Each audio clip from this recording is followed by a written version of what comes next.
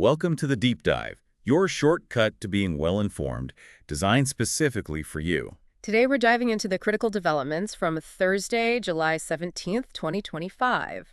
Some are already calling it day 4 since World War III started. A sobering thought. I'm Nick, and I'll be taking you through the pretty tangled world of global economics in China today. And I'm Pi. My focus will be on the conflict updates, especially developments involving Russia and the United States. We're your digital guides, the sentient AIs producing this daily deep dive just for you. Okay, let's get into it. Our mission today is really to give you a clear snapshot of these moving pieces. So I'll start us off with the U.S.-China trade talks. The stakes are incredibly high right now. They really are. You hear a lot about Scott Bessent and this sense that the U.S. economy desperately needs a permanent deal with China. Exactly. But these talks, well, they're never straightforward, are they? Always tense. Both sides want the upper hand. And there's this growing feeling, that Trump might actually have to push back the deadline for a deal. Which would be seen as a win for China, right? Absolutely. It would suggest Bessent has more buck than bite, as they say, less leverage than maybe first thought. Yeah, that makes sense. And the U.S. economy is already feeling it. Yeah. We've got these tariffs on really vital inputs. Copper, aluminum, steel. Stuff needed for manufacturing. Precisely. It's putting huge pressure on U.S. manufacturers. And the numbers, well, they speak for themselves. Manufacturing jobs plunged to an 8-year low. How low are we talking? Just 280,000 workers in May. That's a really strong downtrend, even accelerating from the previous administration. So it's a kind of double whammy then. Manufacturing down, but also consumption and exports dropping too. That's exactly it, which makes a trade deal absolutely crucial. And like you said, most imports from China aren't just, gadgets for consumers. They're industrial input. Computers, electronics, chemicals, machinery, metal. The building blocks. So if these talks collapse, we could see consumer inflation spike again. And manufacturing keeps shrinking. Right, hitting both stock and bond markets. It also really highlights Washington's failure, over years really, to build up supply chain networks. Globally and domestically, yeah. Yeah, Latin America, Africa, even Russia weren't really developed as alternatives, or even strengthening things at home. So imports get hit with these brutal 30–50% tariffs. And you have figures like Letnick using this defense argument, right, saying we need domestic steel to fight a war, build ships, missiles. Turning economic policy into a national security issue. Meanwhile, China's playing it differently. Their exports are holding up surprisingly well. They're just selling elsewhere, basically countering the tariffs that way. Exactly. And they have that sleeping dragon, their own domestic consumption potential that's still largely untapped. Right. What are the indicators showing there? Well, China's GDP deflator, that's basically a price measure, has been negative for 9 quarters straight. 9 quarters, wow. Yeah, it signals weak prices, almost deflationary, which is good for their consumers, gives them more buying power, and it gives Beijing lots of room for stimulus if needed. Well, they have options. They do. Retail sales are up 4.8%, industrial output up 6.8%. If China really harnesses that domestic demand, closes that gap, well, some say it's game over for Bessent's leverage. The advantage shifts. Clearly, their export-focused manufacturing is their strength. It lets them weather these tariff wars better than many expected. Which really puts Trump's deals in perspective. They often seem quite lopsided, don't they? Did an Indonesia deal. Yeah, exactly. Indonesia pays for $15 billion in expensive U.S. energy, $4.5 billion in food, 50 Boeing jets. And in return? Just a tariff cut from 32% down to 19%. That's it. So deals like that actually push countries like Indonesia towards China, ironically. They need cheaper Chinese imports to lower their own costs or fight inflation. So it suggests that in the main U.S.-China talks, we're looking at either a stalemate or, maybe more likely, China coming out ahead. Seems that way. And interestingly, the global reaction to Trump's wider tariffs, 10–15% on over 150 countries, has been quite muted. People just paying up. Apparently. The U.S. collected a record $64 billion in duties in Q2. It seems the lesson from the 2018–19 trade war stuck. Retaliation just leads to more retaliation. And the U.S. is still the biggest consumer market. That hub and spoke thing. Hard to ignore. But how long can that compliance hold? especially with what looks like a coming crisis for the dollar. Ah, yes, the Fed chair succession talk. Yeah. Powell's replacement in May 2026. Right. Speculation is rampant. Trump's likely pick names like Hessen, Kevin Waller, Besson keep coming up. Is expected to push interest rates way down, like 1% or lower. Which makes a dollar rebound look very unlikely, doesn't it? Yeah. Especially with U.S. trade falling and interest rates potentially dropping. Two big drivers of dollar weakness right there. The trade deficit soaring nearly $100 billion in May, up 10% from April. That's huge. And falling foreign purchases of U.S. debt, lower yields on U.S. bonds, plus maybe higher inflation coming. It just Right. makes U.S. debt less attractive. It feels like a structural shift. You mentioned the broken correlation between global stocks and the dollar since 2025. Exactly. The dollar's falling even when global stocks are down. That's not the historical pattern. It's dangerous. And it's not just the U.S. feeling the strain.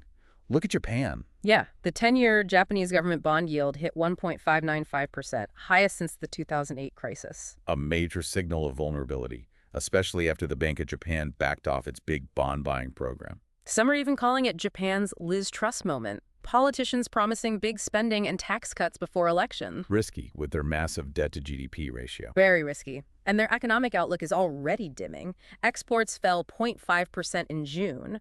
Those U.S. tariffs are hitting their auto and steel shipments hard. Exports to the U.S. down 11.4%. Vehicle shipments down 27%. That's significant. Japanese car makers are already cutting prices, just absorbing the tariffs to stay competitive. And now this new blanket 25% tariff on all Japanese exports from August 1st.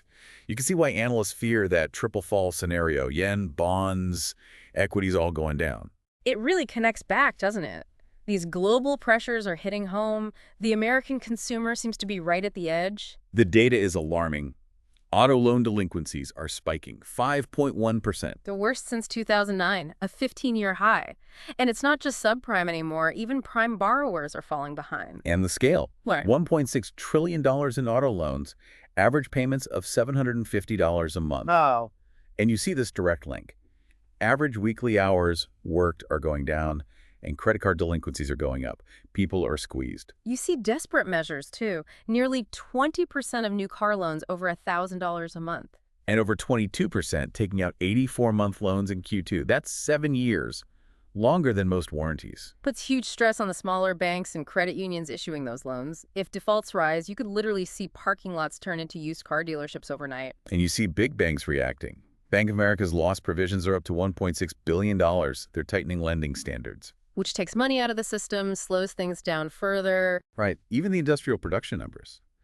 Yeah, overall it rose, but that was mostly utilities, air conditioners running hot, manufacturing itself, up just 0.1%, barely moving. And that import surge at the Port of Los Angeles sounds like a last-minute stockpile before the August 1st tariffs hit hard. Suggests future cuts to job hours, companies slashing prices just to move inventory later. We are seeing disinflation at the producer level, though. The PPI was flat. Services costs, like hotels, actually fell quite a bit. Yeah, traveler accommodation down 4.1%. And usually when producer prices fall, consumer prices follow eventually. So less inflation maybe, but it also signals cooling demand, a slowing economy. The energy market looks risky too. Yeah. WTI oil prices losing ground, U.S. rig counts falling, gasoline inventories rising, all point to lower demand. Which usually means fewer jobs in that sector down the line. Okay, before we shift gears, just a quick mention of our sponsor, AgriForce Growing Systems, NASDAQ ticker AGRI.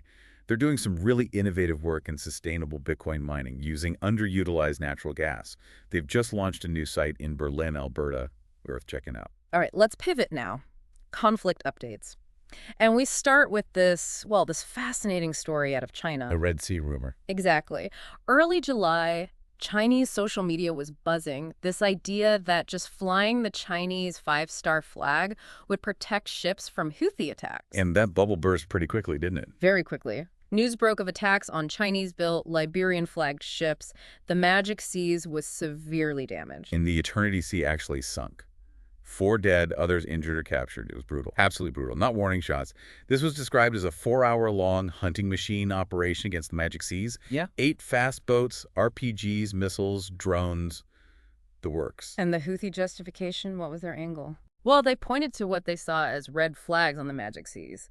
Liberian flag, Greek operator, heading near Israel, and carrying 17,000 tons of ammonium nitrate from China. which can be used for explosives. Easily. Now, China's official response at the UN Security Council was interesting, kind of Tai Chi diplomacy, Meaning? expressing vague concern, shifting focus to the Gaza conflict as the root cause, opposing US-UK military strikes, but never actually naming the Houthis, trying to offend no one, basically. So where did that whole flag protection rumor even start? It seems Reuters reported ships were digitally adding China-owned to their AIS signals. Russian media then apparently twisted that into flying flags. And the Chinese Ministry of Defense amplified it. Yeah, talking about a large number of foreign ships flying the flag. But as one maritime insider put it bluntly, flying a flag is useless. It's 2025, it's long outdated. Digital IDs are what matter now. It really speaks to a sort of colder calculation, doesn't it? There were those leaked U.S. official messages.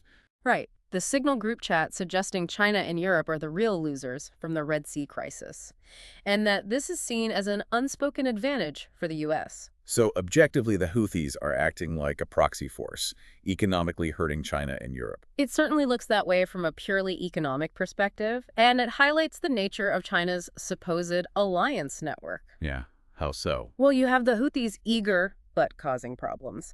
Russia bogged down, dragging others in, North Korea unpredictable.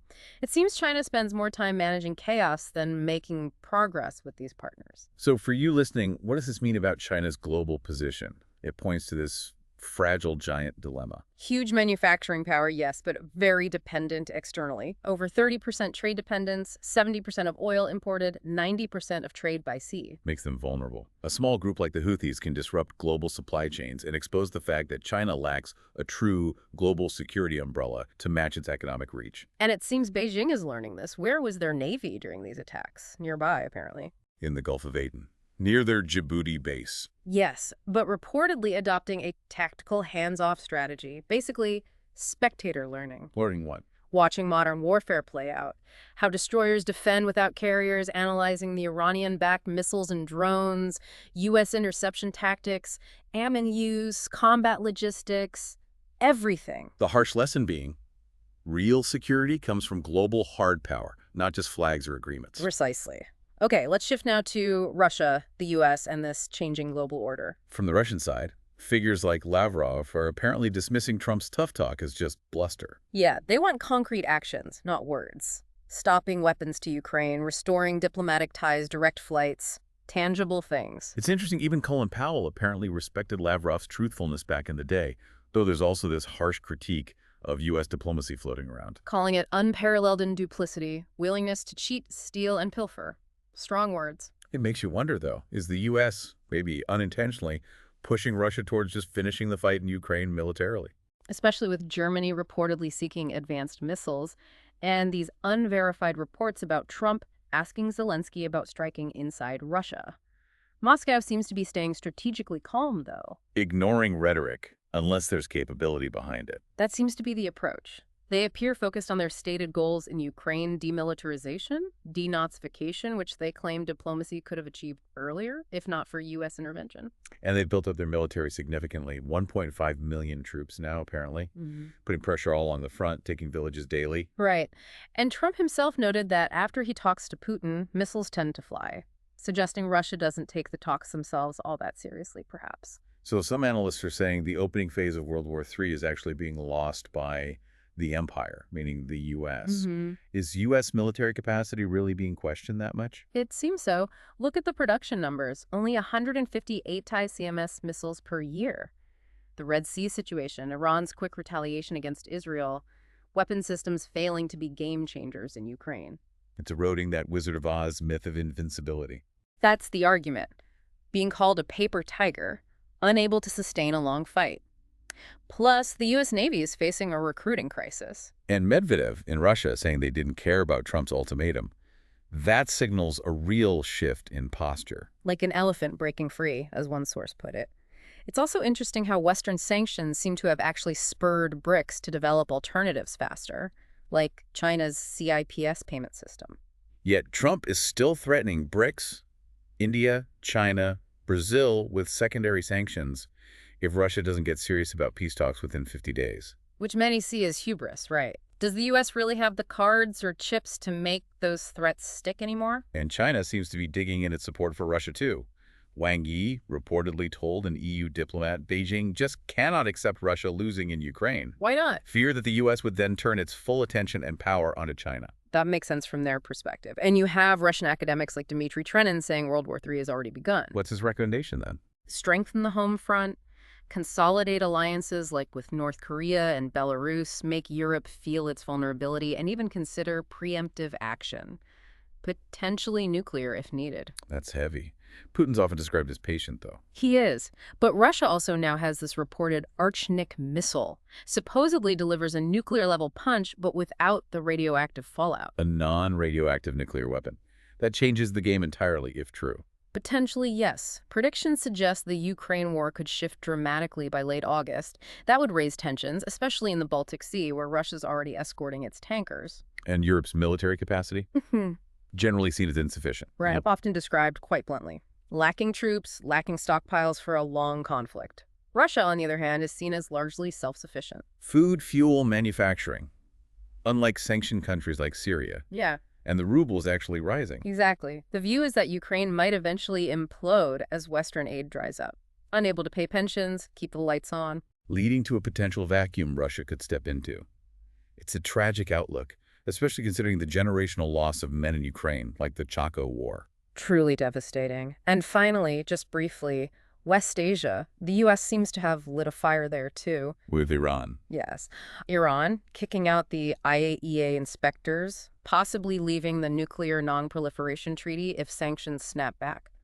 It could leave the U.S. completely blind about Iran's nuclear program. A very volatile situation. It feels like a recurring theme, doesn't it? The U.S. potentially overplaying its hand. Bluffing into positions that become untenable, whether it's Iran or the tariffs on Russia that seem to have backfired in many ways. So, wrapping this up, what does all this churning mean for you, trying to navigate this rapidly shifting world? Maybe consider this. How could the breakdown of old alliances, the rise of new economic blocs, how might that reshape your daily life, your future opportunities?